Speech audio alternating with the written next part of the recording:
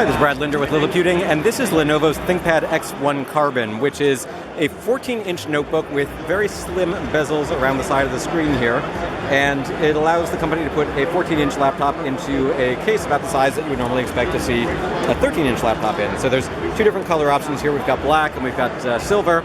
It's available with 1080p or a 2560 by 1440 pixel display, up to 16 gigabytes of RAM, up to a terabyte of solid-state storage, and up to 15.5 hours of battery life. Intel Kaby Lake U series dual-core processors, and it weighs just 2.5 pounds and measures about 0.6 inches thick.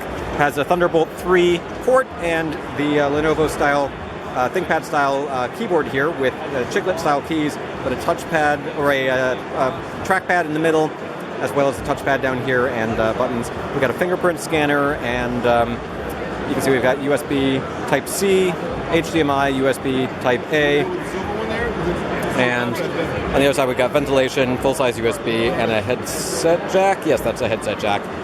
It's a very lightweight machine, feels pretty durable though, and it's going to be available starting in February for about $1,350 and up, so it's kind of premium.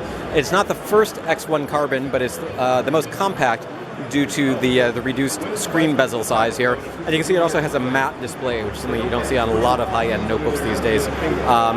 It also has a slightly thicker bezel above the screen than it has on the sides, and that's because this allows the laptop to have an HD webcam above the screen. That's something that you don't get with Dell's XPS 13, which also has very slim bezels. These bezels are a little bit thicker than Dell's, but generally speaking, for a 14-inch laptop, it's pretty compact.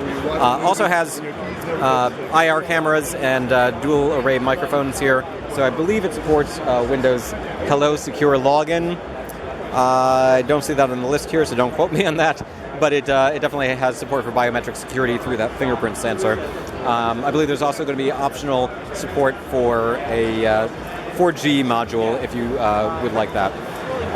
The layout of the keyboard is kind of interesting here, because I'm seeing that we've got the delete, insert, and home keys here above on the side there, and then your escape and function keys, arrow keys, page up, page down, and print screen over here. And overall, that's a quick look at Lenovo's ThinkPad X1 Carbon for 2017. This is Brad Linder with Liliputing. And actually, while we're here, I'm going to show you a couple of other things real quick.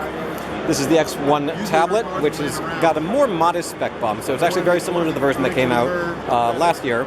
But it's a version that's going to have Kaby Lake processors, up to 16 gigabytes of storage, and up to 1 terabyte, or up to 16 gigabytes of RAM, and up to 1 terabyte of storage.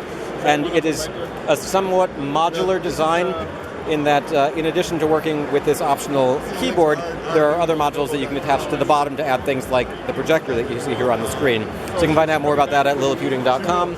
It's going to be available in March.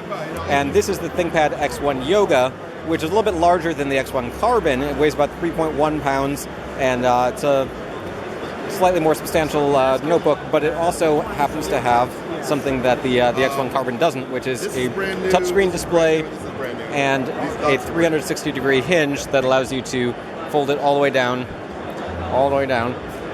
and optionally use it in sort of tablet mode if you flip it all the way back.